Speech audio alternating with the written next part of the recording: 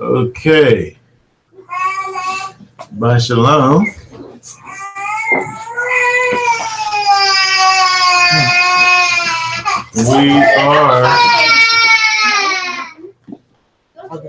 We are going to be continuing with our look through the triennial Torah portion. This week we'll be looking at Exodus 16, 25 through 17, 15, Isaiah 58, two verses, Isaiah 58, 13 and 14, and John chapter 6. Like the whole chapter, I believe. John chapter 6. 71. Yeah, the whole chapter. Okay, good. Okay, so look at a couple things. The Torah portion is not very long, but I guess there's potentially a lot to talk about within it, and dealing with just a few subjects here.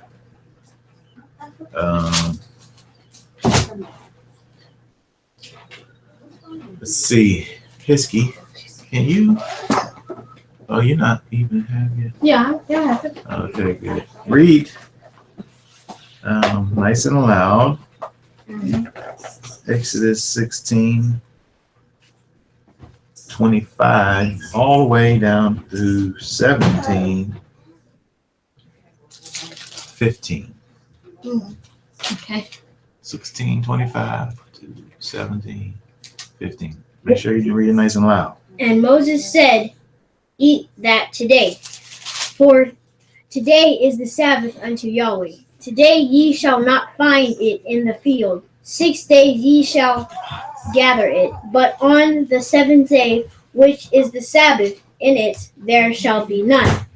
And it came to pass that there went out some of the people on the seventh day for to gather, and they found none. And Yahweh said unto Moses, "How long refuse ye to keep my commandments and my laws? See, for that Yahweh hath given you the Sabbath. Therefore he giveth you on the sixth day the bread of 2 days. Abide ye every man in his place. Let no man go out of his place on the seventh day." So the people rested on the seventh day, and the house of Israel called the name thereof manna.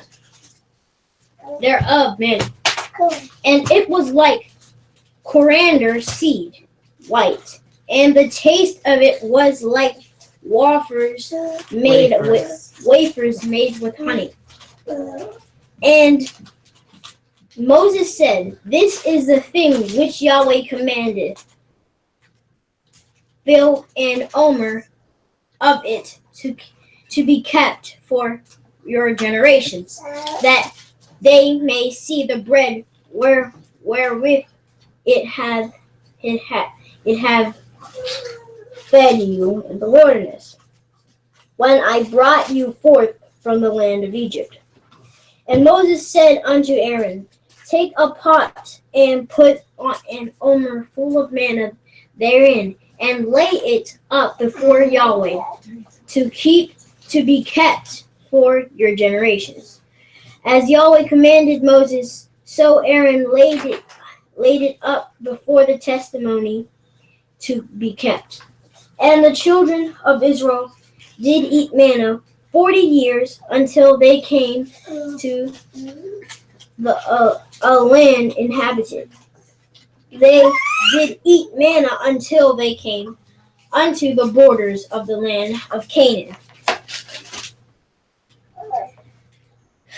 Now an omer is the 10th part of an ephah. I and all the congregation of the children of Israel journeyed from the wilderness of Sin after their journeys according to the commandment of Yahweh. And pitched in Rephidim. And there was no water for the people to drink. Wherefore the people did chide with Moses and said, Give us water that we may drink. And Moses said unto them, Why chide ye with me? Wherefore do ye tempt Yahweh? And the people thirsted there for water.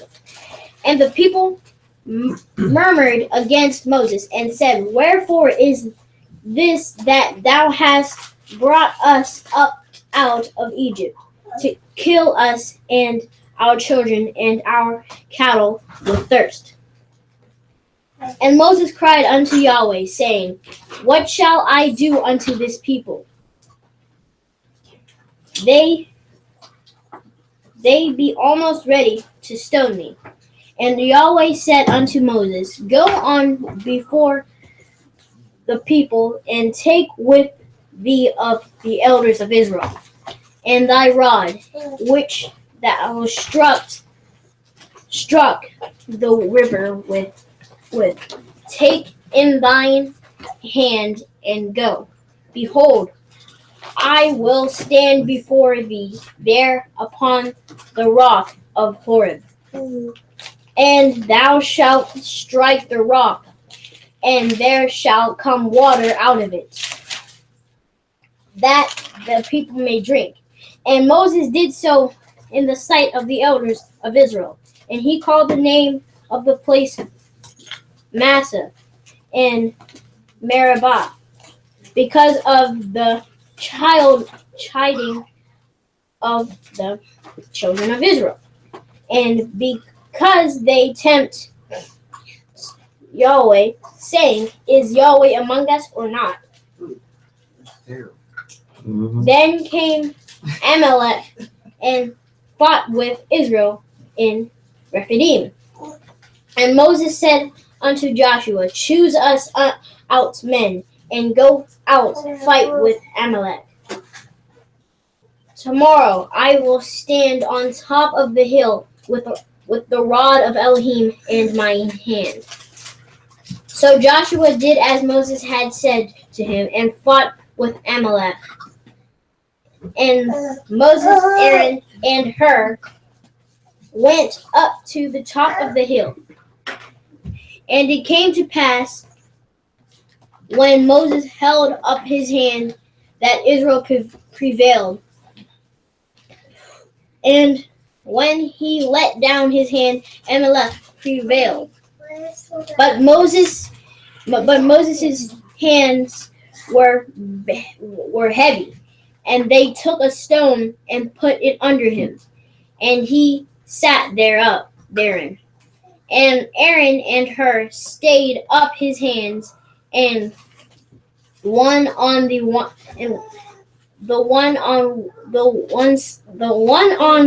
side, and the other on the other side.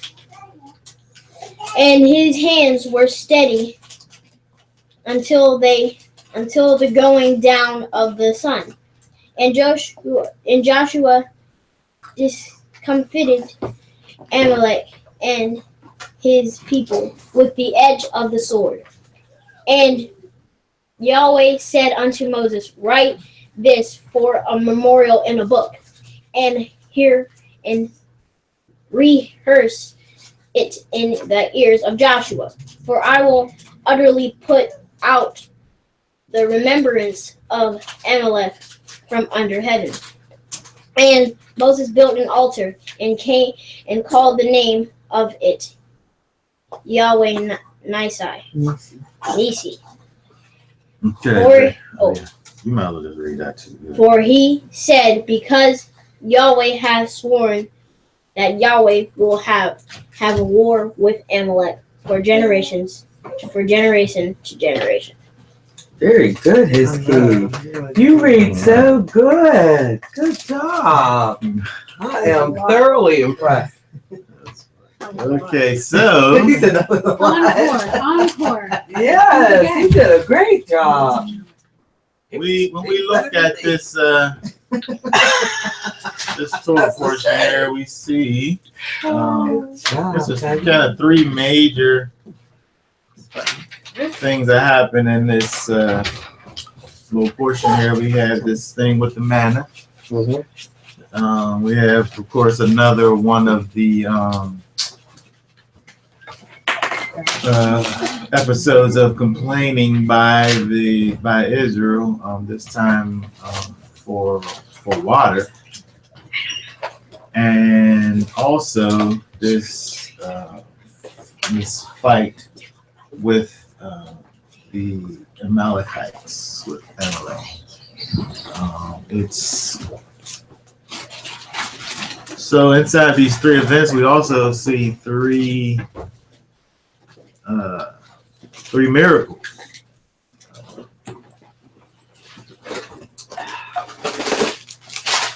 So let's look back and talk about these events and these miracles that we see inside there. If we go back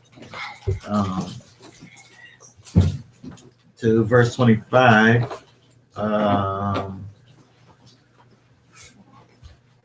verse 25, where Moses said, "Eat it today, for today is a Sabbath to Yahweh. Today you will not find it in the field," referring to the manna. 6 days you shall gather it, but on the seventh day, the Sabbath, there will be none. It came about on the seventh day that some of the people went out together, but they found none, as it said that they would find none. Then Yahweh said to Moses, "How long do you refuse to keep my commandments and my instructions?" Okay, so the Sabbath, the Shabbat, which in the Hebrew looks like this: Shabbat, the Sheen, the Beit, and the Tav, means to repose. I didn't put. Oh, I thought it was there. Make rest of this. It means to repose, to desist from exertion, to cease, to make rest. It's a break. It's a break in activity. I think I got some more things. Let's see over here. Put this on here, not. Oh, here it is. Let's see. To sit down or to sit still. The idea of a resting traveler, or abstaining from journeying. Rest, interruption, restraint, to be still, all these kind of things that have to do with a stoppage of action, so to speak. When we look at the ancient Hebrew, with the sheen, we see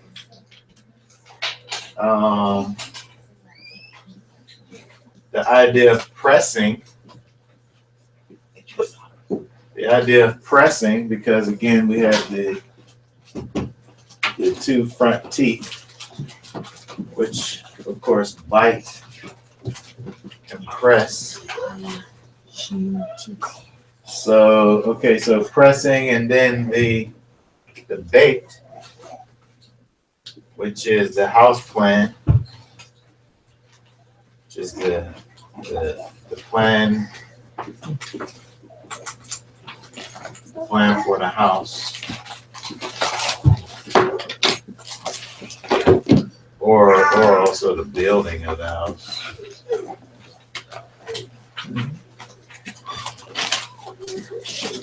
And the tav, which is just a mark or the sign, it's a mark or a sign. So when we look at Shabbat, it gives you these different ideas of pressing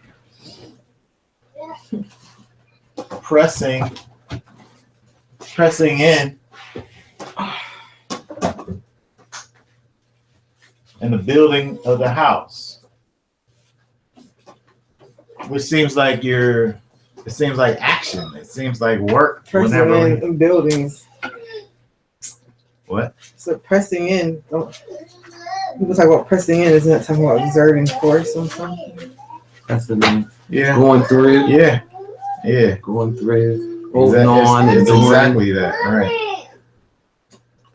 Exactly that. It seems like you could think about it as exertion or pressing into the building of the house and the mark of it, which kind of seems like it's kind of an antithesis of what we're talking about in terms of a break in activity. But this break in activity has to do with worldly things. Right. It has to do with things that are things that are going on in the world, in your day-to-day activity. So there is, yes, a stoppage involved in the Shabbat. It's a stoppage, but it's a stoppage from work. It's a stoppage from work. It's a stoppage from creating. But it's not as if you go into some type of a coma or something on the Shabbat. You're not working,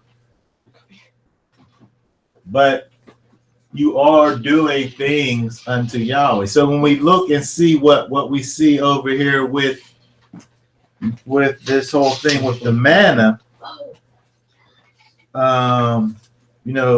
this is giving you these instructions of what Israel was to do in regards to the manna on the Shabbat. They wasn't going to go out and gather manna. They wasn't going to do that work that it took to get done on the Shabbat. They were going to have that preparation done ahead of time so that on the Shabbat, then they was able to rest. They was able to not go out and do work. They was able to have all of their preparations and things in place so that they could keep the Shabbat.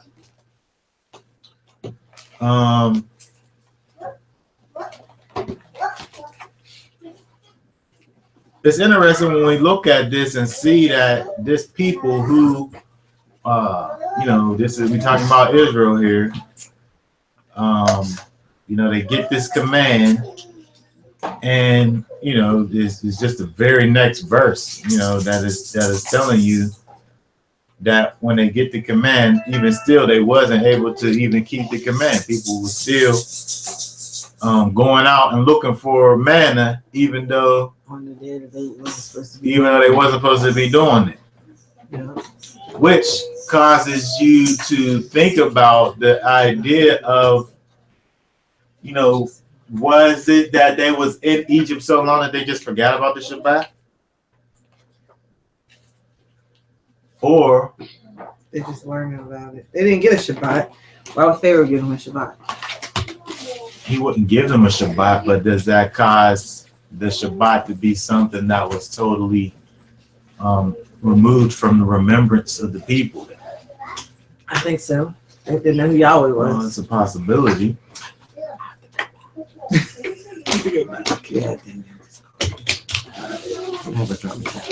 It's a possibility that that they, didn't even know what the Shabbat was. I think that's a. They had to learn. They had to learn that there was a prohibition against. They had to learn everything work. about it. It just seems as if when we look at the Shabbat, we can see the creation of the Shabbat back in creation, but it seems as if there is kind of a stoppage, I would say, because of the fact that Israel's in exile in Egypt, and here it seems as if they don't have any clue as to what they're supposed to be doing on the Shabbat. Even though They had to be trained. Like, this is training, telling them what to do for prep day, and also that there's not gonna be any manna and everything. Well, that's the other thing, is that when you look at this, where it talks about, let's see what verse this is, where it says, verse 29, where it says, "See, Yahweh has given you the Sabbath, therefore He gives you bread for 2 days, and on the 6th day, remain every man. Let no man go out of his place. Let no man go out of his place on the 7th day." So what's that mean? That on the Sabbath you can't go outside at all? Or are we looking at this in regards to the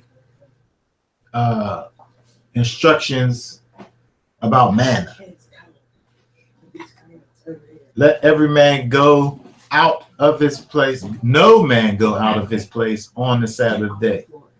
So does that mean that you're just supposed to stay in the house and don't go anywhere on the Sabbath in general? Or is that talking about, just in relation What to verse is that? the manna 29?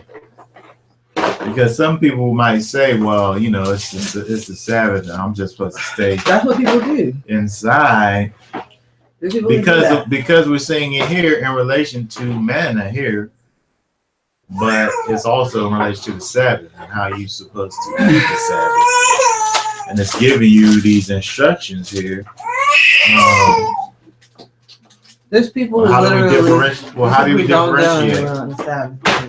How do we differentiate? I would say, from what I'm reading here, the context is to go out to do work or to gather in the manna. It's not like he's saying don't go outside at all. He's saying don't go out. Well, I guess he did say. Well, he did kind of say that. But I mean, the context is in. The context is in. He gives you bread for 2 days on the 6th day. So, that might be my interpretation, and it's in regards to going out and gathering and working and stuff. Is that my interpretation? To me, it is your interpretation, because it don't tell you. It's not explicit right there, but when you look at that in the context, to me, I think that it seems as if it's a reasonable deduction to say that this command is dealing with how you keep the Shabbat in regards to manna. Not to say that you just stay in the house, but that you're not going out to gather to do work, which in this case, the work is gathering the manna. First of all, there's not going to be any there in the first place, but this thing, let no man go out of his place on the 7th day, I would say is dealing with specifically manna. Again, so when we look, I don't see. I mean, and sometimes I think for people who first come into keeping the Sabbath, it's a hard thing for them to not do something on the Sabbath. Like if you're like, for example, what you mean not do something? You mean not do well, anything? to rest. Like for example, my grandmother, she got up from the time she was a little girl at like 5 o'clock in the morning and to work. You know, she worked in the fields and then worked as an adult. And so whenever she retired, she still woke up at 5 o'clock in the morning. You know what I mean? Like, because that was just what she was used to doing. So people who are used to either working or working don't necessarily have something to do with getting up in the morning. well, I mean, she found something to keep herself busy. Is all I'm trying to say. She couldn't stop and just sleep until 8 o'clock or a more reasonable hour to wake up. But you know what I mean? Like it's just all I'm saying is that when you're a slave, like the children of Israel were slaves in Egypt, that's all they did their whole lives was work. And now God's telling them to rest. Right. So, but I think that what we have to understand is that when we think about Shabbat, we think about it in context of resting or ceasing from working. You know, when you're not doing this physical labor anymore, but that's only just one aspect. Yeah. You're not working so that there's this other thing that you can do. Yeah. Because some people just sleep in all day. Right, which is what we'll look at and see how that's not, that's not keeping the Sabbath. Right? But let's go back. When we look at the context here, how Israel acts, thinking about the historical context is that they've been in Egypt for hundreds of years. It's totally possible for Jacob and them to have been keeping the Shabbat, and now his because of what went on in Egypt and the slavery that was going on in Egypt, that they could have literally forgotten about the Shabbat because they probably just worked just nonstop. We see instances where there kind of is a idea going forth that Yahweh is the Elohim of the forefathers and not necessarily the Elohim of the people who he was actually rescuing, because of the fact that they didn't have that, the people didn't have that intimate knowledge of Yahweh. Well, didn't he become their Elohim whenever they entered into covenant? Well, that's what it says. If we look back at Genesis 2, 1, 2, and 3,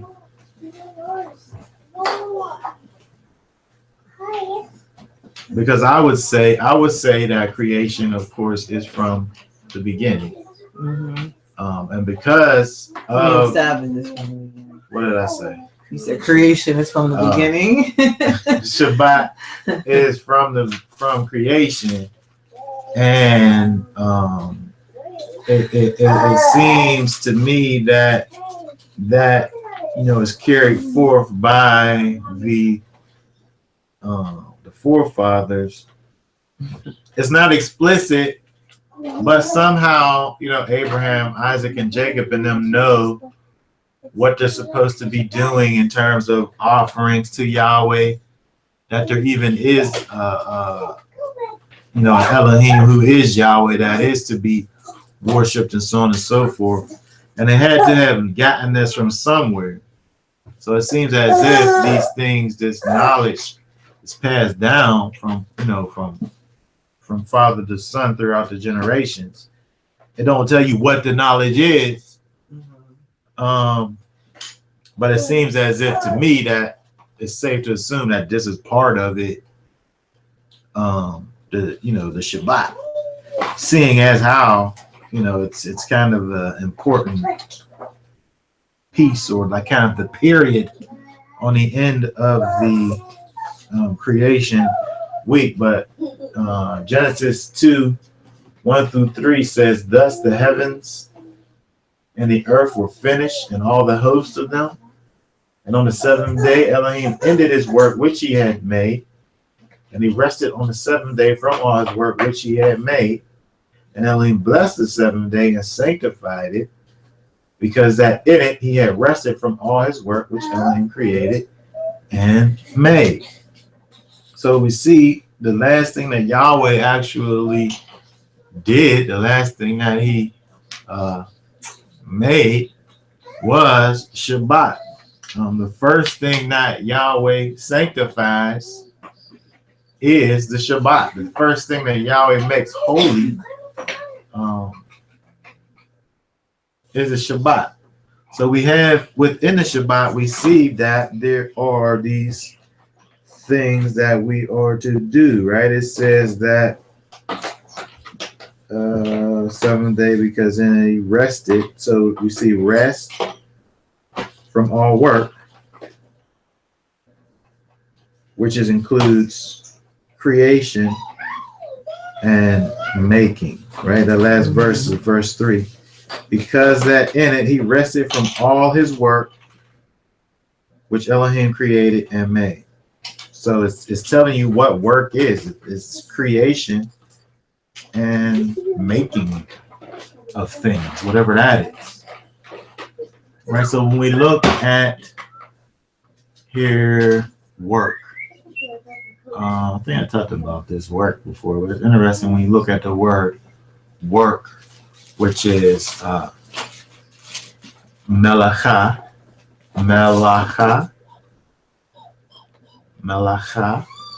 It's almost like messenger.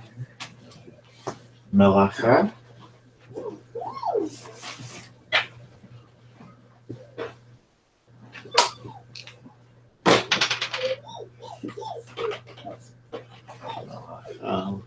This.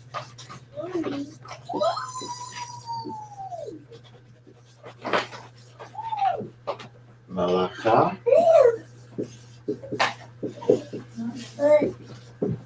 Melacha, which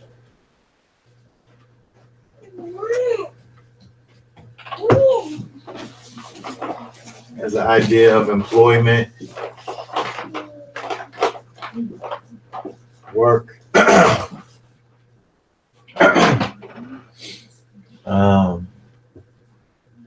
occupation, business,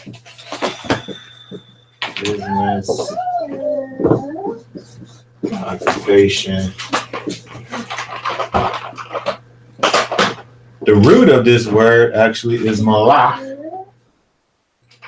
Malach, which is here. Okay. It's the root of malacha, which is to dispatch. To dispatch. Deputy.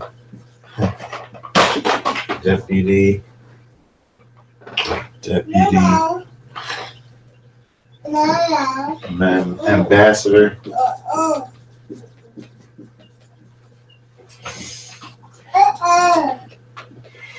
Right, so the word melacha, which is translated as work, comes from the word that is to dispatch or deputy or ambassador, which also got away.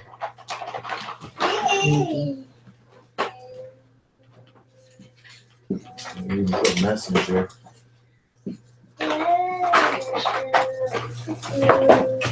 Angel and king.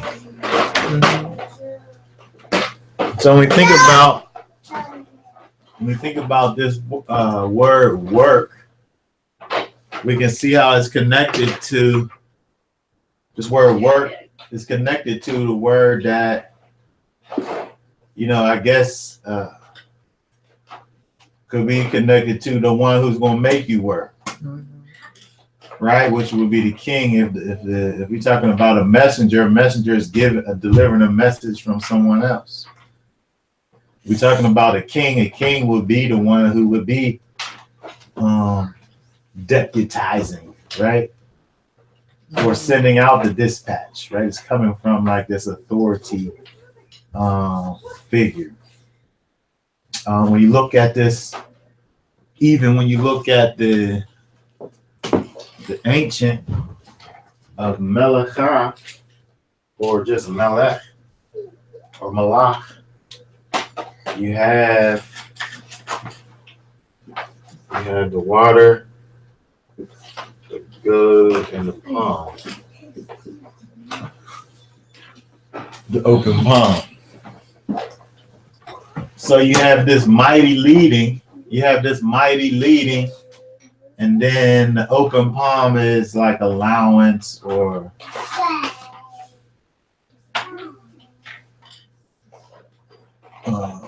also means to bend, which it would be something in terms of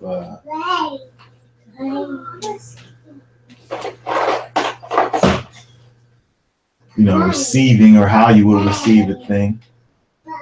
But when you think about this in terms of this work, where when you're working, of course, employment, you have someone that's over you. You said you have someone who's delegating these responsibilities to you, that you kind of that you're working for, this business, this occupation, this thing that you work. You have this thing that's kind of over you, this kind of employer chain of command is a good way to think about this. When you think about authority, chain of command, things that are over you, or that rule over you, that lead you, a mighty leading that causes you to bend. So when we think about work in relation to the Shabbat, the thing that's over us, the mighty leading that causes us to bend, Yahweh says at this time he wants that to be him instead of whoever these powers that be are. Whatever the powers that be are that are over you. He says for on the Shabbat, he wants to be that mighty leading that causes you to bend, on that Shabbat. So when we talk about a breaking activity, the breaking activity is kind of not as if you're not connected to Yahweh during the week, but there's kind of a break in the authority that the world may have over you on Shabbat. There's a break on the authority that the world has over you on Shabbat. We have these jobs and these connections to these employers, and if they call you up and tell you to come to work, you gonna get up and you're gonna go to work, and you're gonna be there whenever they say to be there.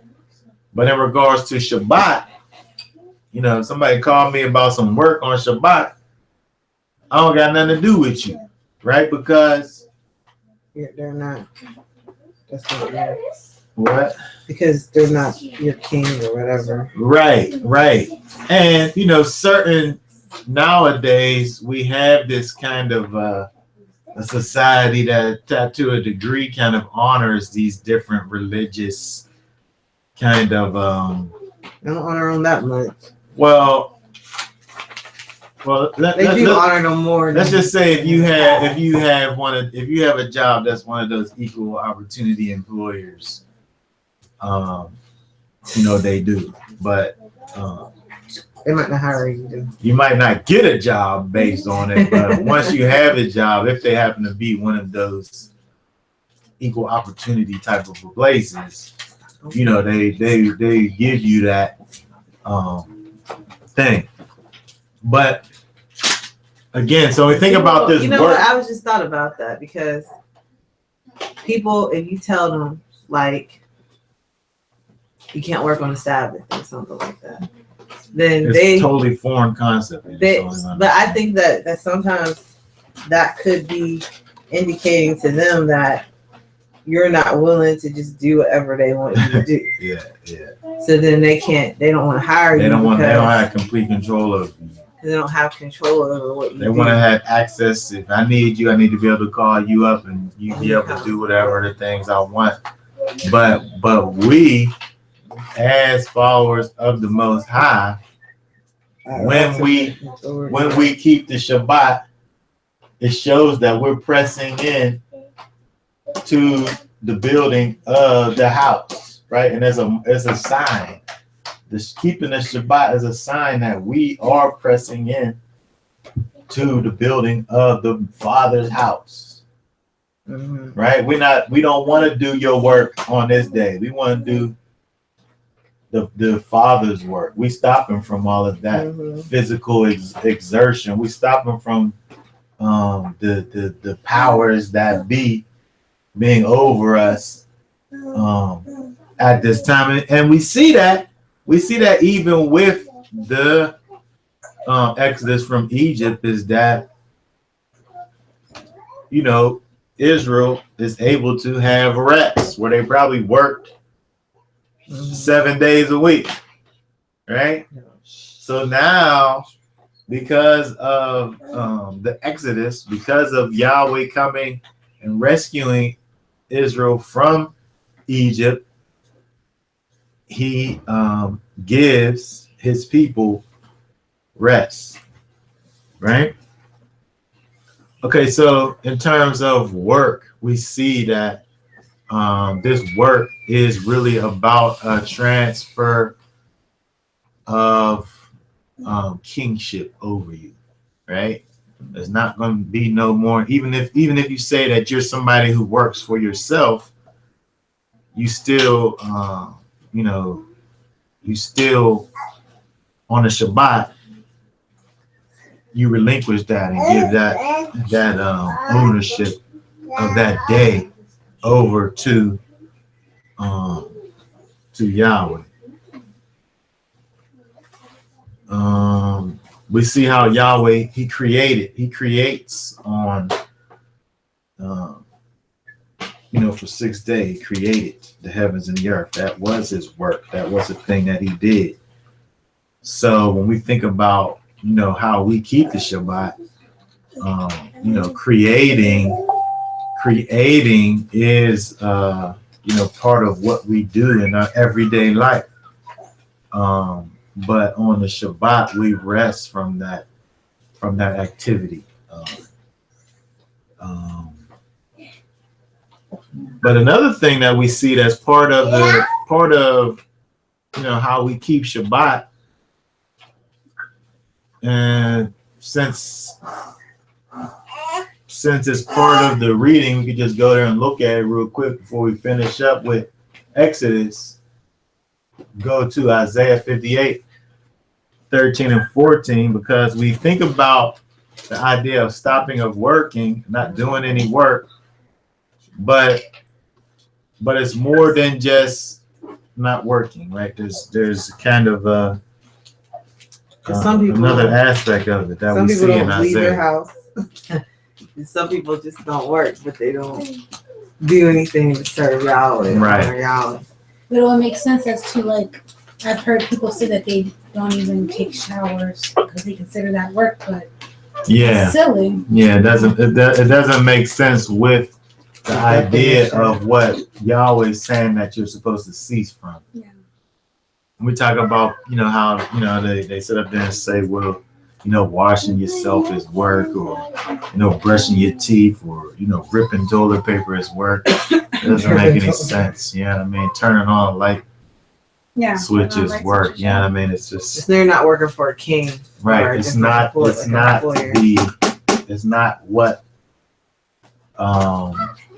It don't seem to be what the point of the prohibition is. It's about your focus being transferred to whatever it is that rules over you, and honoring Yahweh above that, in spite of that, on his day. But Isaiah 58, 13 and 14.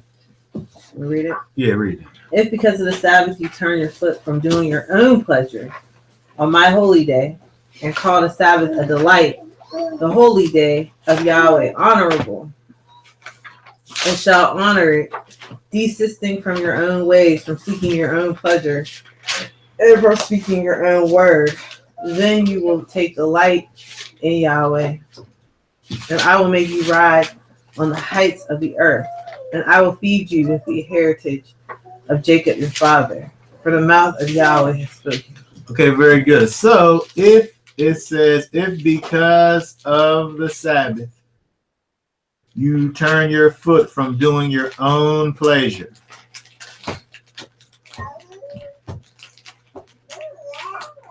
doing your own pleasure, doing all of the things that you deem valuable, all the things that you say matter, all of these things, you turn away from those things on the Shabbat.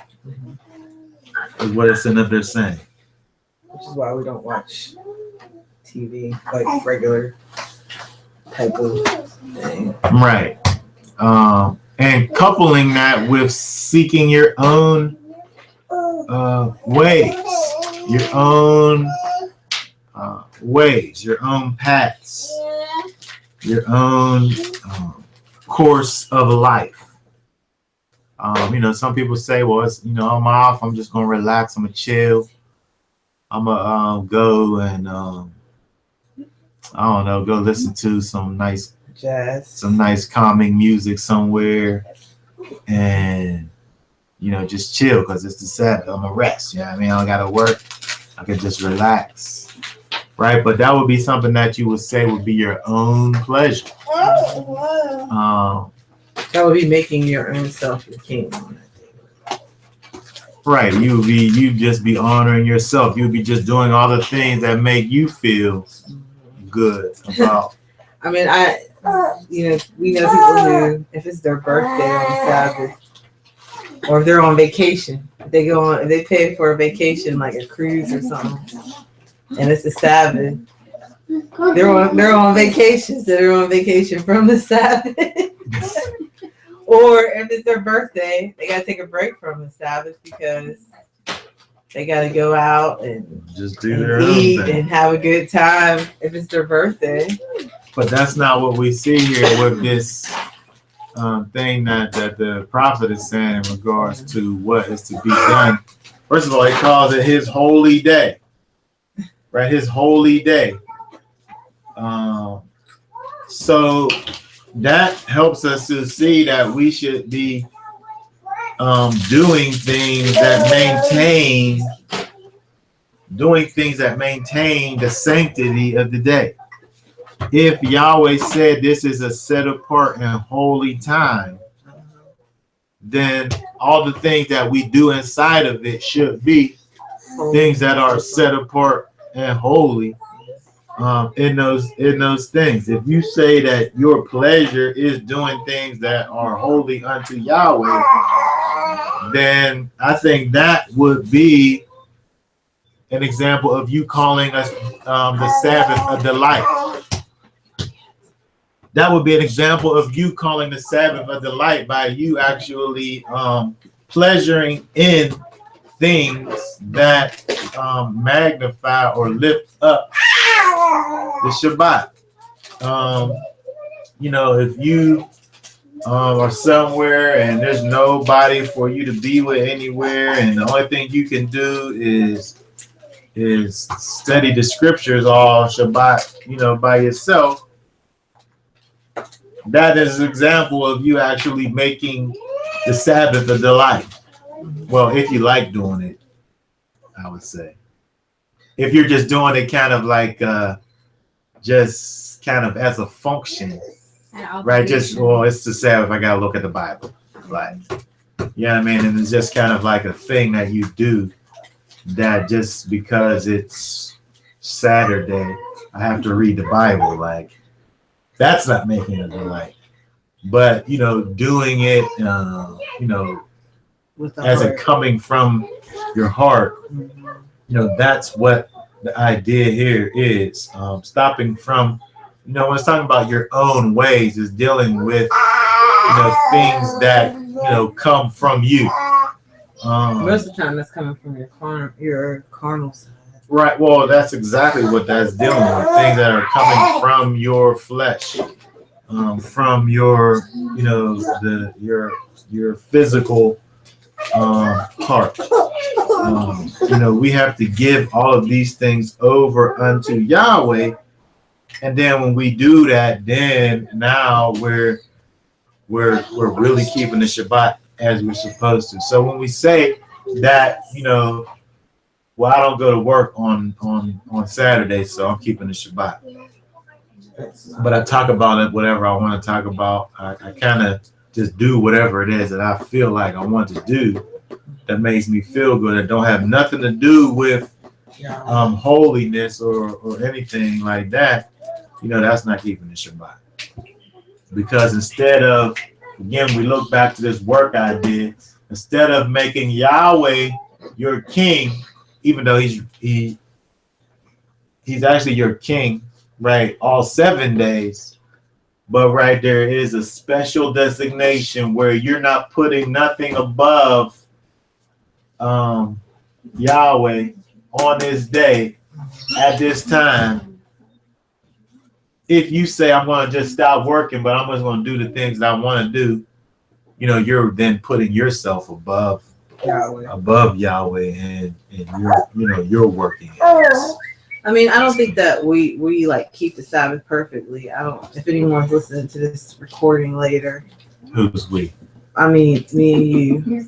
I mean, I'm just saying. Well, whenever I'm talking about like other people who they might not work, but they do whatever they want to do, or whenever I talk about. Well, I don't feel. What I mean? Like I don't want to act like compelled. I'm some. I don't feel compelled to say that thing. What you're saying, I don't feel compelled to do it. Right? All I'm doing is reading what the Bible says. If somebody feels conviction about how they keep the Shabbat, well, good, because that's what the scripture's supposed to do. Right? It's not about good. It's not about somebody, feeling like I keep it perfect and you don't. And you need to do it like that. I'm not saying all those things in that way. Wow. But I mean, I'm just making it's really funny. It was really interesting. Like, when we went on vacation, people couldn't believe that we put a whole day aside for Yahweh. We actually went and stayed with the pastor of the place for the most part of that day. Well, right, because you don't go on vacation from the Shabbat. Most times you go on vacation, it's like on a weekend, but we can't go on vacation. If you people who keep the Shabbat, wherever you are, you got to keep the Shabbat. That's just what we do, because we dealing with the idea that, we're not worrying about our own pleasure on Shabbat. We're not going to sit up here and be, well, I'm on vacation. I'm going to be out here boogie boarding because I'm on vacation. No, it's the Shabbat. So maybe I'll be on the beach, but I got to be in them scriptures, right? I got to dedicate the day still dedicated unto him. Okay, does anybody have any thoughts or questions do you have comments? any thoughts about that, Hiskey? About what? About keeping the Sabbath. Is it a burden for you to keep the Sabbath? Is it a burden? Yeah. Is it a burden for you to put aside your own desires and worship Yahweh? Well, yes. It is. I don't know what burden means, so I'm gonna just come. He said yes. I don't know what it is, so yes. No, okay, You're no, supposed to write it, so no. it'd be no. No. But I can say for someone like we weren't keeping, like we weren't going to service prior to us coming here, and I just think it's really good to, at least when you have children, to develop some type of like tradition, so that when they grow up and get older, that they, you know, they have that basic foundation that this is a set apart day, regardless if you're fellowshipping with other people or you just make a really big ordeal to make it set apart and obvious that it's not the same as every other day of the week. I think to me it's harder whenever whenever we keep the Sabbath and we don't have fellowship. You know what I mean? Because like whenever Tony goes up to the prison and then I'm like here with the kids all day, and it's like I think that is a stumbling block for people who don't have fellowship, because you have like a whole day. So there's only so much Bible reading you might be able to do unless you're someone who's a real student. You know, people who are students can study the Bible all day and it's not a problem. But there's a lot of people who aren't students like that. And it's like, okay, I studied the Bible for 2 hours. Okay, I'm done. I can't read anymore. And then, but that's only 2 hours out of 24 hours. Okay, I slept for 8 hours. So it's kind of like, it's really hard for people who don't have the fellowship component. And it's even, sometimes it's hard for me when I don't have that fellowship component, because, you know, it's like, okay, now I'm sitting here, what's next? You know? I think that part of what we see in Isaiah 58 in terms of where it says to call the Sabbath a delight. Yep. That word delight, pleasure, is oneg, which is pleasure. Yeah. Like a pleasurable thing, something that is desirable. When we think about what is interesting now, when we think about even the ability to be able to make the Sabbath be a delight and not be something that is something that's laborious. Yeah. Towards us, and then when we read the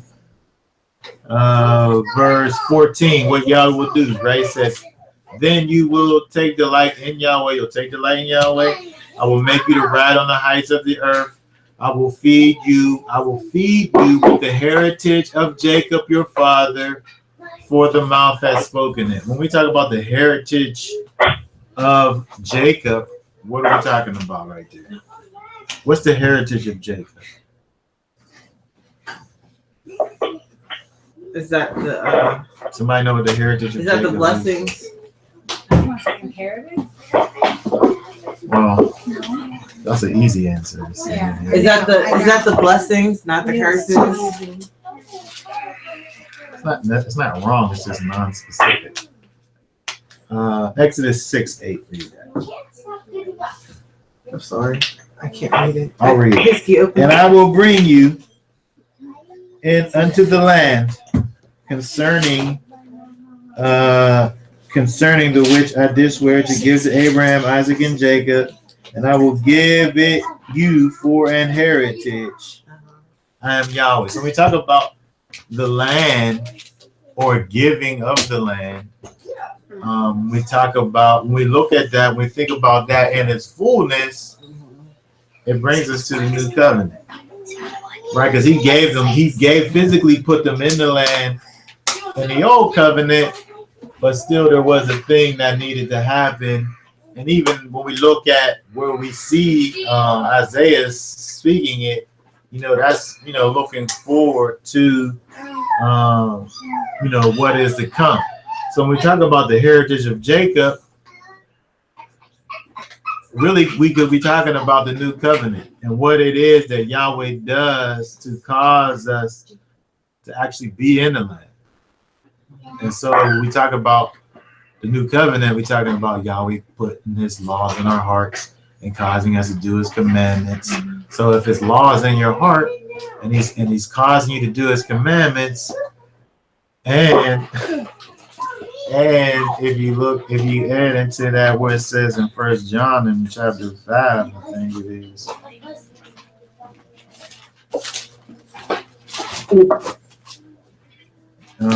First John 5:3, for this is the love of Elohim, that we keep his commandments, and his commandments are not grievous to you, right? If you're doing something that's not grievous, you're just doing it because it's something that flows out from your heart and flows out from who you are, right? Burdens. Mine says are not burdensome. Right. That's what I was thinking. So at the end of the day, when we look at this Isaiah 58:13-14, and our ability to not only keep the Shabbat, but keep it in a way that it is really an extension of who we are, it's a result of the spirit inside of you. It's a result of the new covenant being manifest. I think sometimes if you try to do it on the outside perspective, like from your flesh, it could be a burden. Well, but it is a burden. Yeah. The stuff that you want to there's stuff do you wanna and do. you want to get People done. might invite you to a party. People might invite you to something, you know. I can't. It's the Shabbat. I can't do this. It's Sabbath. And you might really want to do it in your flesh. So it sometimes, you know, and that's why whenever I talk to people about the Sabbath, I have to always keep in perspective that I can't talk to someone who's coming out from a carnal perspective on a spiritual level, because they can't understand the spiritual level because they're not spiritual. You know what I mean? So I think whenever I came into keeping the Sabbath, I was searching out for Yahweh. And so it was like an easy thing for me to do. But then again, the elder I fellowship with, he studied from 10 o'clock in the morning until the end of the Sabbath. And sometimes later than that. So I would take my blanket with me and my pillow. Go to sleep. I would go to sleep when I couldn't take anymore. And but you know, it's kind of like, I mean, that was my experience coming in. But some people's experience coming in, they're not coming in like that. They're just coming in at home, or they don't have anywhere to go, or you know what I mean? And so it's kind of, it could be harder for some people than others until they're able to have that spiritual transplant happen. And then when that happens, then it's really a delight. Right, exactly. So what we have to look at and look and see is that, again, when we look at back in Exodus, the 16th chapter, Moses told the people what they're supposed to do, and then right after he told them, they wasn't able to do it. So we're able to see you can't do it in your flesh. You can't do it in your flesh. When we couple that with Isaiah 58, we talk about calling this thing a delight and not doing those things which are pleasurable to you, but doing those things which are pleasurable to Yahweh. In your flesh, you're not doing it, because even if you're doing a thing, but you're still thinking about what you're going to do when it's over, or what you're missing out on while it's going on, you know, that's misses the point.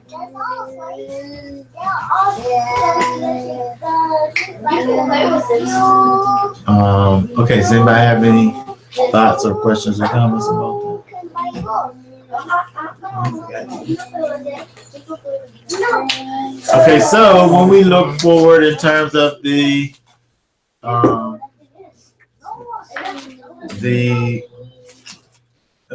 back in Exodus 16, I said there was 3 miracles. One being the first one being this verse 32. Where Moses said, "This is what Yahweh has commanded.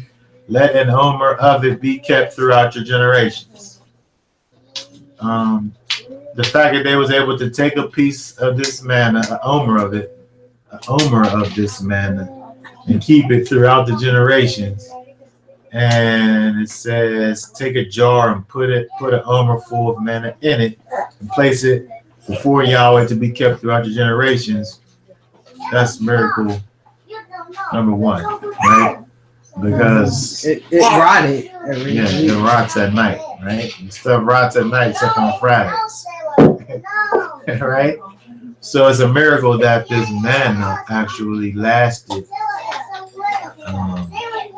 forever. Well, it didn't rot for however long they kept it. Which of course makes us think about, what manna represents in terms of being the bread from heaven, this thing that didn't rot, that gives you a picture of everlasting, miraculous life. I just thought that was interesting. Okay, so the second event is this whole idea with the Israel being thirsty as always, and Yahweh giving them this place where the water comes forth from this rock. That seeing the miracle here is pretty obvious in terms of Yahweh showing the people. It's interesting that we see here in verse 7 where it says that he named the place Massah, which means a testing or temptation or trial, because when we see how Yahweh really grows his people, how he develops his people is through tests and trials. So it seems as if the people here, I like to say they probably failed this test here. Well, I don't understand. Why do you gotta? This is what I don't like. Why do you gotta grumble instead of just ask? Well, you saying that, but you get asked you like, grumbling. Well, I'm saying is that I might grumble if I ask and I don't get something.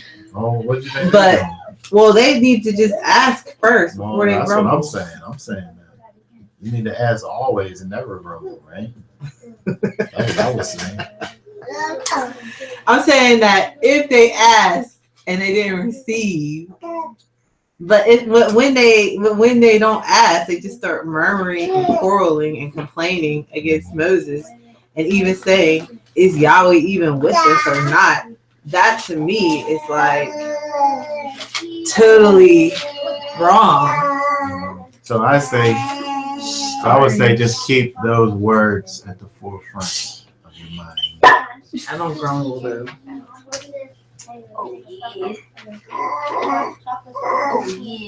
I might grumble if the kids don't listen to me. Oh, well, he's grumbling. So. You guys are definitely Israelites because y'all some complaining folks. That's for sure. Okay, so when we look at both this word Massah and Meribah is giving you the same basic concept of, Massah is more testing and trials, and Meribah is quarrel, provocation, or strife.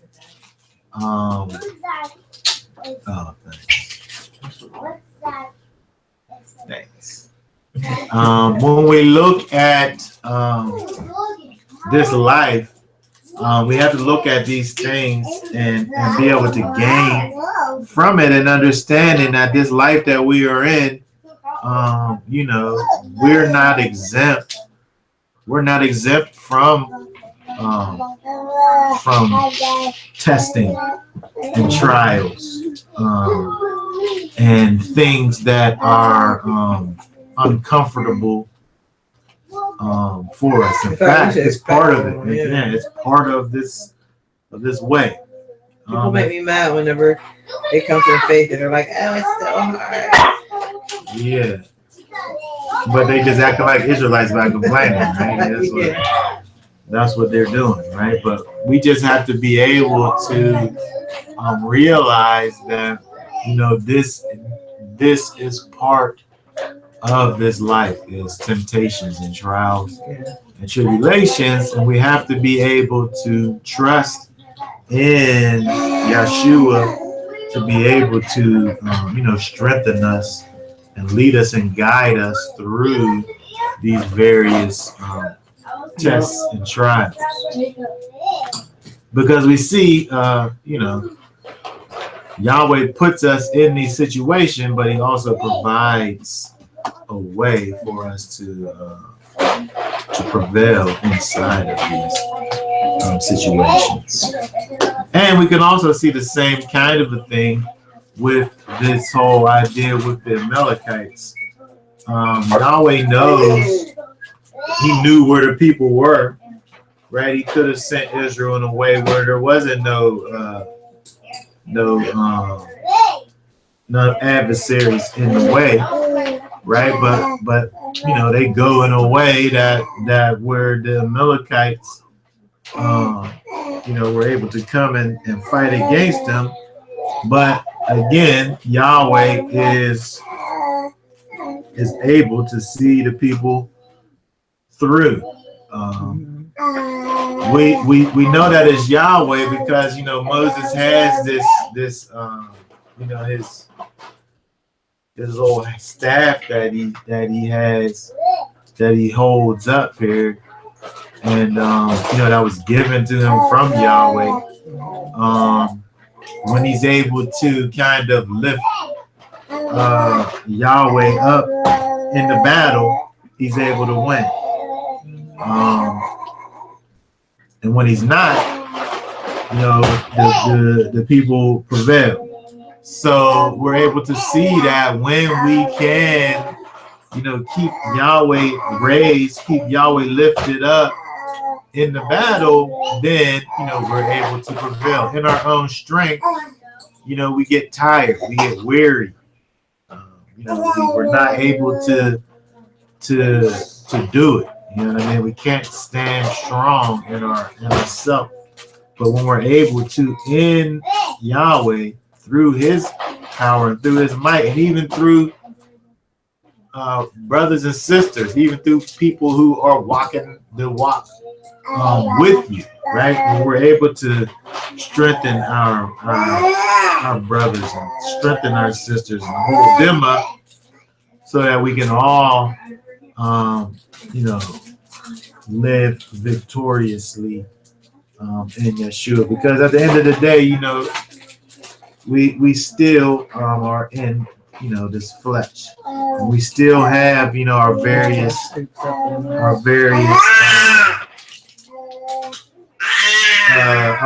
strengths and our various weaknesses, right? Nobody's perfect. Nobody's walking through this life just passing every test and just doing everything that Yahweh has for them to do perfectly. We need each other, to be able to be there for each other, to help.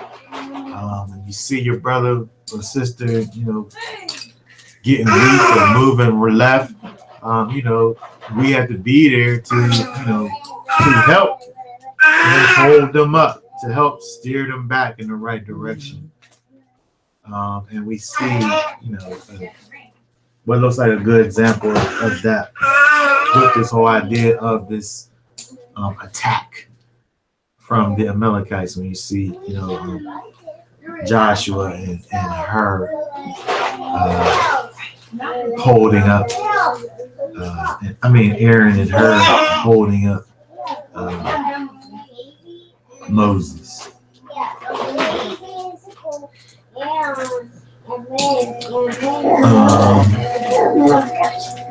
Okay, does anybody have any thoughts about any of that stuff? Before we look at John.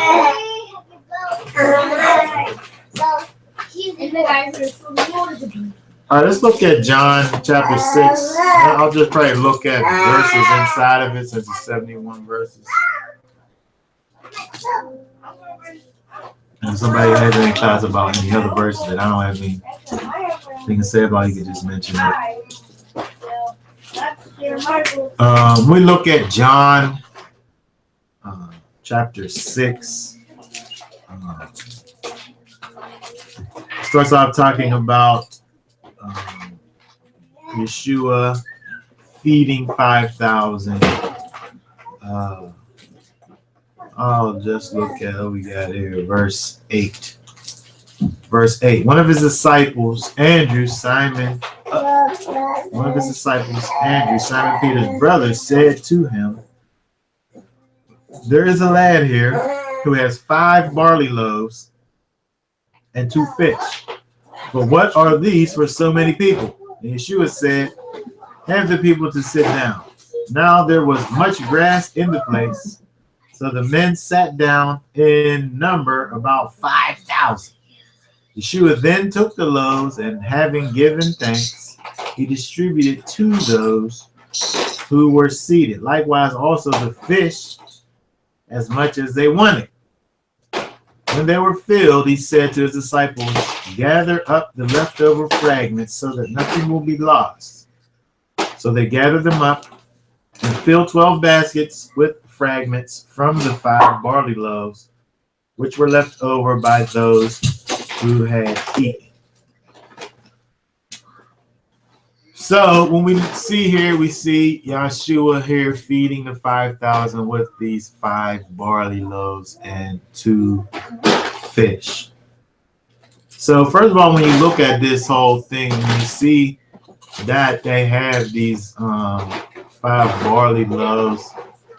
It seems as if, again, when you think about barley, right, it was something that was, it was kind of less, it was more easily accessible. So people that was kind of poorer people, you know, they would use that. So you're talking about something that's, you know, that's very little. This little bit is literally a little bit, and it kind of gives you an idea of little based on what it is. It's in this barley loaf. So you're talking about 5,000 people and then 5 loaves and 2 fish. I can't believe I was just like, well, we're just not eating today. I know, like if we're here and you come up with this little thing of 5 loaves and 2 fish, and there's 5,000 people here. You know, I'm looking at this thing like, this is not working. What am I supposed to do with this, right? But I thought it was interesting that you look at this, and first of all, you have this little thing that seems insignificant, that's able to feed this multitude. When you think about really the gospel, you know, you see this thing that would be considered a small thing that's feeding a multitude. If you talk about without understanding the fullness of who Yeshua is at the root of it all, we're talking about the life. At the root of it all, we see how the life of one individual literally changed eternity, right? So you know, you can see how when we looking at this, how this little bit was able to feed this multitude. Well, that's kind of what we see with Yeshua, where this one individual changed the whole scope of mankind forever.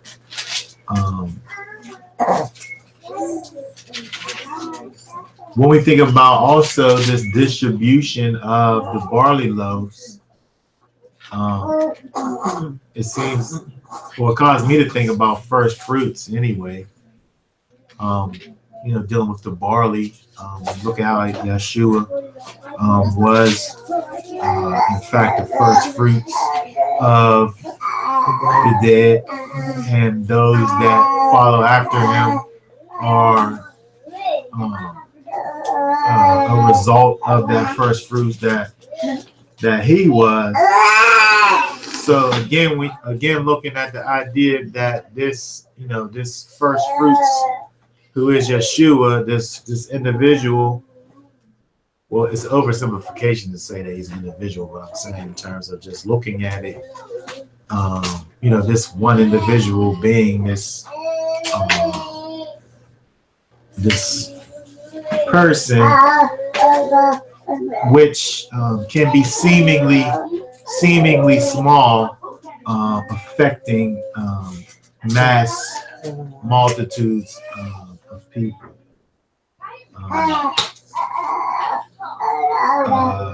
When we look at this story here, we see that these multitudes were able to be fed from this small amount. What started off as a small amount of food, where it was miraculously changed and expanded, to a degree that doesn't make any sense. And look at this little bit of food was able to feed these masses of people. But when I think about this kind of just when we think about how this book, which contains the word of Yahweh, the things that we find, the truth that we find, the relationship that comes as a result of the knowledge that we gain from it, is, to me, is like unto this. It's this small thing. It's this seemingly small thing, but it's able to affect great change.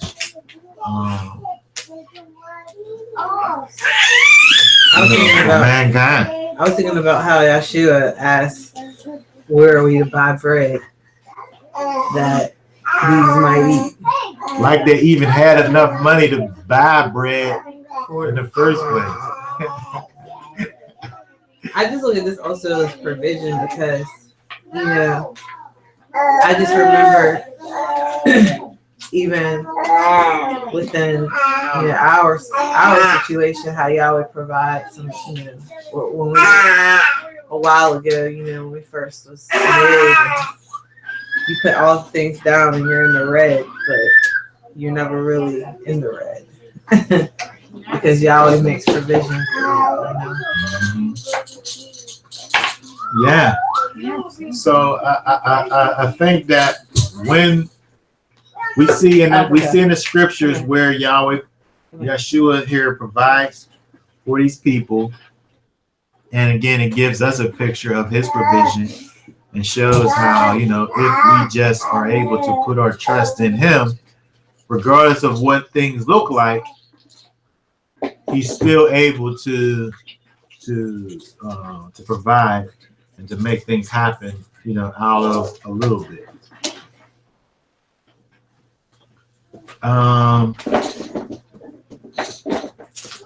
Okay, so let's see what else we got in this chapter here.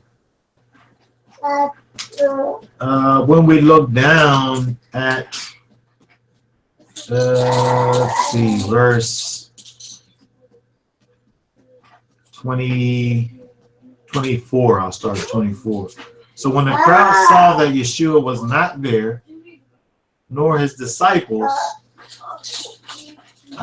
they themselves got into the small boats and came to Capernaum, seeking Yeshua. When they found him on the other side, they said to him, Rabbi, when did you get here? And Yeshua answered them and said, Truly, truly, I say to you, you seek me not because you saw signs, but because you ate of the loaves and were filled. Do not work for the food which perishes, but for the food which endures to eternal life, which the Son of Man will give you. For on him the Father Elohim has set his seal. Okay, so when you look at this, you see these people and Yeshua, understanding the hearts of these people, seeing how these people kind of wanted a blessing, but wasn't interested in the relationship.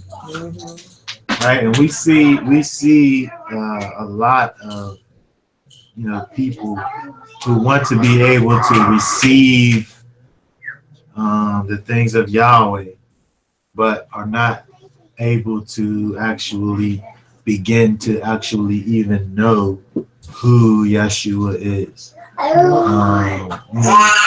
We have to be able to kind of have our focus properly aimed at Yeshua, more so than what it is that Yeshua is able to do for us. A lot of times, we come into this way and we want to have this thing or that thing, or we got all these hard times and we just want to just find relief, within these hard times. But at the end of the day, when we look at this, Yeshua's, is giving some words of wisdom, right? We can't sit up here and work for these things that perish. I need for the Father to get me this job so I can get these things, and so that I can buy this place and get this thing or whatever. Or at the end of the day, all these things are about, all these desires are about things. But we have to be able to desire after Yahweh, desire after Yeshua, and the things that He offers, which is eternal life. And when we're able to do that, then He will, provide for us our needs for us, right? So we just have to be able to recognize where our focus lies. It could be, sometimes it just be like healing or something. You have some ailments and you just want relief from these ailments. But on top of the list has to be Yeshua. It has to be relationship with Yahweh, and not what Yahweh is able to do. That's what I sometimes even when you have people that are around you, and if they only contact you when they need something, you know what I mean? Africa, listen, I told you to stay in there. If they only contact you whenever they need something, but they never contact you just to see how you're doing or whatever, that can make you feel a certain kind of way. And Yeshua, he already knew that these people aren't really interested in the truth that He has. They're just interested in eating. Mm-hmm. So here when we looked at this here with these people who Yeshua was talking about, you look up at verse 23. There came other small boats from Tiberias near to the place where they ate the bread. After the master had given thanks, referring to the whole feeding of 5,000 thing. So you got this thing, this miraculous thing that happened. Word spreading. People want to eat. We got this guy over here who can take 5 loaves of barley and make him feed 5,000 people. I'm trying to get some of that food. But that focus that we have, it has to be on eternal life. It has to be on Yahweh and His righteousness, and not what He's able to do for us. Let's see. Let's go down to verse let's see, 32. It says, Yeshua then said to them, truly, truly, I say to you, it's not Moses who has given you the bread out of heaven, but it is my Father who gives you the true bread out of heaven. For the bread of Elohim is that which comes down out of heaven and gives life to the world. Then they said to him, Master, always gives us this bread. Yeshua said to them, I am the bread of life. He who comes to me will not hunger, and he who believes in me will never thirst. But I said to you that you have seen me, and yet do not believe. Okay, so when we look at this here, we see again Yeshua further going into the idea here of what it is that Yeshua really has to offer. When he's talking about hungering and thirsting, he's not talking about food necessarily. He's talking about just hunger and thirsting. He's not necessarily talking about water and bread, right? When he's talking about is on a spiritual level, right? Because again, he's talking about himself as being the bread of life. He goes into later talking about, when he gets further down, talking about this whole concept of eating his flesh and drinking his blood. But here he's just kind of just beginning this whole idea with speaking of himself as being this bread of life. And, we really have to be able to think of Yeshua really in that way. How in the wilderness, Israel, all they had to eat was manna. The only thing that they had to use for sustenance was manna. So when we look at Yeshua comparing himself to manna in regards to being this bread from heaven, he's giving us a picture of how it is that we need to seek after him, in terms of treating Yeshua as if he is all that we have to eat. Treating Yeshua as if he's all that we have to sustain us. Looking at Yeshua for who he is in terms of being, Lord and Master of all. It's important for us to treat him in that way, and know that when we seek after him, when we treat him as if he is that bread of life, that he is the only way and means that we can receive sustenance. This is it's the way that we are to actually seek after him.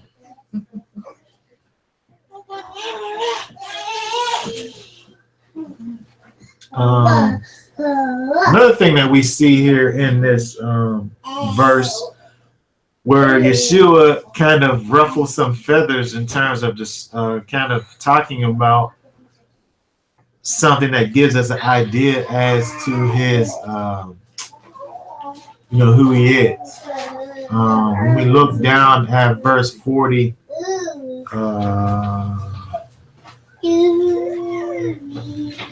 verse 40, I'll start to read verse 40. It says, "For this is the will of my Father, that everyone who beholds the Son and believes in him will have eternal life. And I myself will raise him up in the last day." Therefore the Jews were grumbling about him, because he said, "I am the bread that came down from heaven." they were saying, is not this Yeshua, the son of Joseph, whose father and mother we know? How does he now say, I have come down out of heaven? Yeshua answered and said to them, do not grumble among yourselves. No one can come to me unless the Father who sent me draws him, and I will raise him up on the last day. It is written in the prophets, and they shall all be taught of Elohim.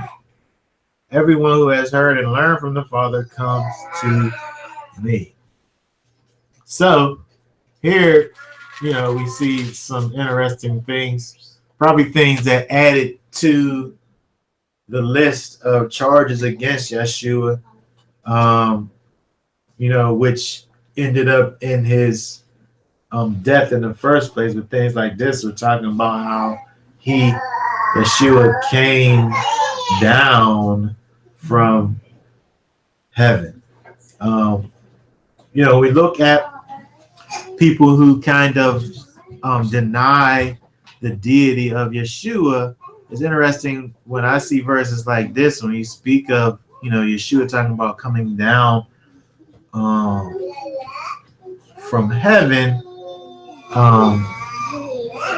and he didn't start off there in the first place, right? To me, it seems as if he's speaking of how he came down from heaven. It kind of shows that he came from there, it seems.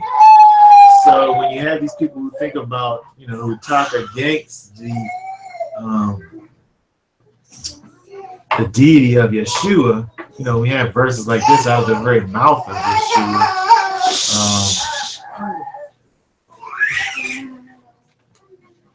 It just presents a problem for that thinking.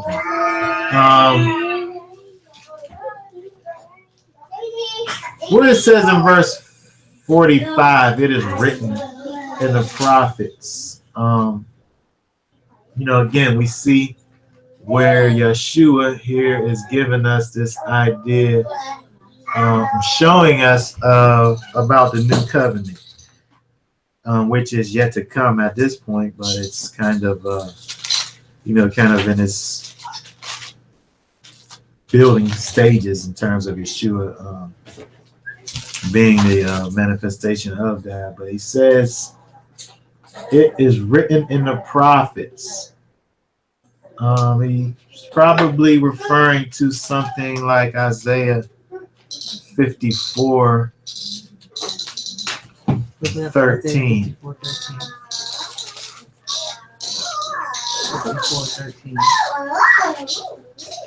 When he says, and they shall all be taught of Elohim. That's what Yeshua said. 54:13 says, and all thy children shall be taught of Yahweh, and great shall be the peace of thy children. Right? He's giving you this kind of the ingredients of what is brought forth by the new covenant. When we look at Jeremiah 31, Jeremiah 31, 33 and 34, where it says, and this shall be the covenant that I will make with the house of Israel after those days, says Yahweh. I will put my law in their inward parts, write it in their hearts, and will be their Elohim, and they shall be my people. And they shall teach no more every man his neighbor and every man his brother, saying, know Yahweh, for they shall all know me, from the least of them unto the greatest of them, says Yahweh.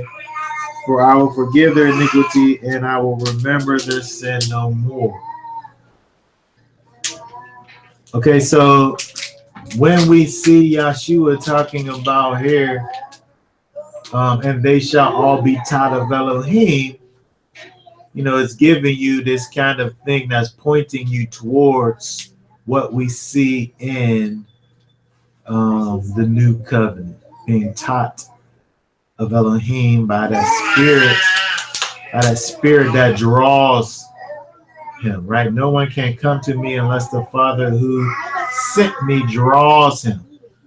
You're talking about being drawn of the Father. You're talking about that inner kind of pulling that leads you towards Yahweh. Somebody can hear about the things that Yahweh has said all day long, but until those words actually penetrate your heart, and until Yahweh's Spirit literally causes you to move in a particular direction, you know, somebody talking and speaking the words from the Bible, you know, doesn't do anything. It's not going to change it. It don't change your heart.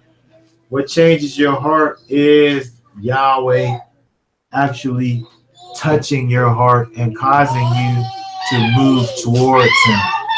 Right? That inner pulling, that inner drawing that Yeshua is speaking about here in John chapter 6 and 43.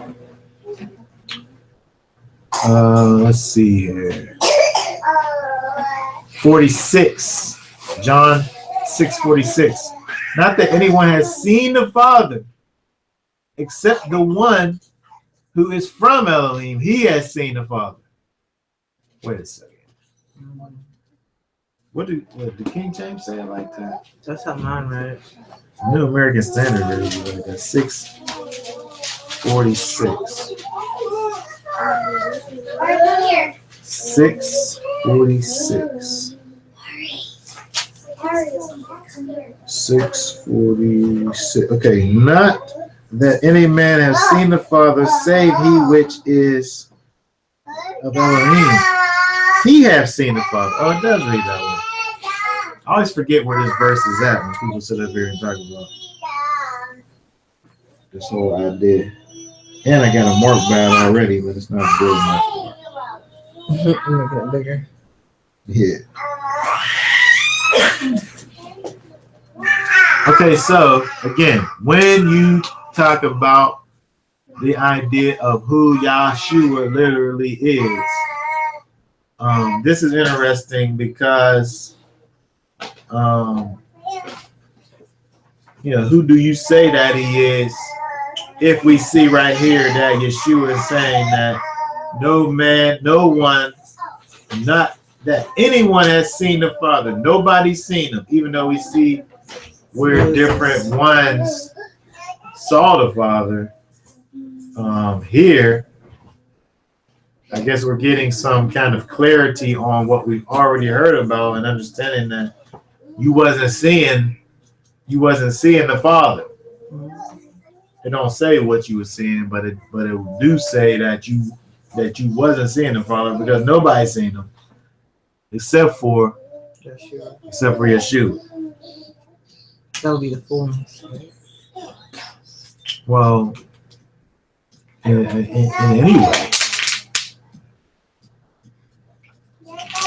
But it's interesting when you think about the idea in, I don't know what that word is in the Greek, but when you talk about the idea of seeing the Father, or being seen, or seeing the Father in the Hebrew, of course, the idea of seeing is attached with it is the idea of experiencing and having that intimate knowledge. So when Yeshua here is giving these ideas about what the new covenant is, in terms of, you know, what he said before about, you know, being taught of the Father or being drawn by the Father. And now he's talking about how nobody has seen the Father, or nobody's really had that intimate knowledge of the Father. Yeah. But in the explanation of the new covenant, he's showing you that through him, you are able to reach those places that you was never able to reach prior. It goes through how it continues to go on talking about being the bread of life and how the fathers, they ate the manna in the wilderness, except when they ate it, they died. The bread which came down from heaven so that one may eat of it and not die. He's explaining how, Yeshua is explaining how he is the new covenant. And then he hits them with this thing that they don't want to hear in terms of this idea of eating his flesh and drinking his blood, which we're able to understand what he's doing after the fact. But these people, of course, was not able to do it. I don't know why I gotta be so. When we look at why they wasn't able to do it, we see in 1 Corinthians, 1 Corinthians 2, 9 through 9, I guess that's probably towards the end there, where it says, but as it is written, I have not seen, nor ear heard, neither have entered into the heart of man the things which Elohim hath prepared for them that love him. But Elohim hath revealed them unto us by his Spirit, for the Spirit searches all things, yea, the deep things of Elohim. For what man knows the things of a man, save the spirit of a man which is in him? Even so, the things of Elohim knows no man but the Spirit of Elohim. Now we have received not the spirit of the world, but the Spirit which is of Elohim, that we might know the things that are freely given to us of Elohim. Which things also we speak not in the words which man's wisdom teaches, but which the Holy Spirit teaches, comparing spiritual things with spiritual. But the natural man receives not the things of the Spirit of Elohim, for they are foolishness unto him, neither can he know them, because they are spiritually discerned. But he that is spiritual judges all things, yet he himself is judged of no man. For who hath known the mind of the master that he might instruct him? But we have the mind of Messiah. So when we look over here and comparing that back to what Yeshua was talking about in terms of eating his flesh and drinking his blood, he's speaking to these people about a spiritual truth that they're not able to understand because they're carnal minded people.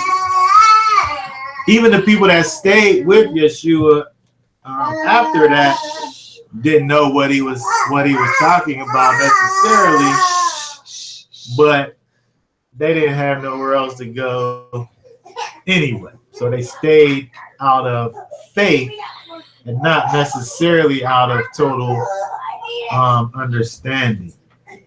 But when we look and see what Yeshua is doing, he's talking to us about the new covenant, because we deal with eating the flesh of Yeshua and drinking his blood is dealing with, of course, ingesting Yeshua, taking Yeshua in. We look back in the Torah, and the Torah tells us that the life is in the blood, right? The life is in the blood. So we're taking Yeshua's blood, we're taking Yeshua's life, then and infusing it into our blood, right? I have the mind of Messiah. Well, right. Paul just kind of says putting on the mind of Messiah, but Yeshua said it in another way: eat my blood and eat my flesh and drink my blood. But it's the same concept of internalizing Yeshua. Right, and that's again, that's what we learn from the new covenant. That's what the new covenant shows us. This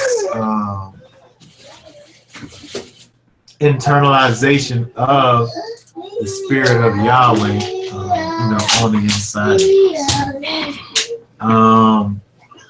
Does anybody have any thoughts or comments about any of these things we're looking at here in John chapter 6?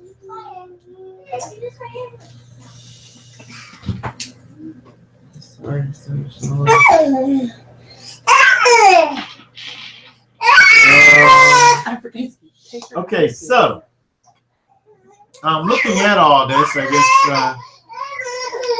looking at all this and bringing it all to conclusion, I guess we see how when we look at Yeshua's teachings, he's forever showing us the new covenant. He's forever showing us what it is that he will do for us through the Spirit. We look all the way back to where we started from in Exodus. We see the example of the Shabbat, which gives us this rest, but understanding that this rest is really a rest in Yahweh. It's a rest in the Father. It's a rest from all of these physical things that are against us, and a separation from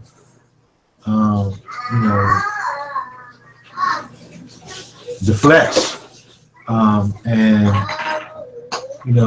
when we see what Yahweh did for Israel throughout time, going all the way back and being the one that provides for his people, all the way up until the time of Yeshua, where we see that he's taking it beyond the physical provision, where he will too provide that physical provision for his people, but he's also now providing that spiritual transformation that happens, that secures our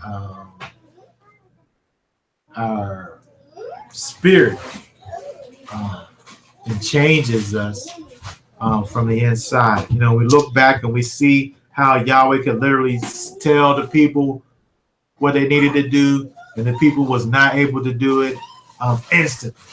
But we see with the new covenant, what the new covenant is that Yahweh actually changes us from the inside. So now that he can not only tell us what to do, he can also empower us and put his life in us and cause us to actually walk in his will and in his way. Does anybody have any questions or comments on any aspect?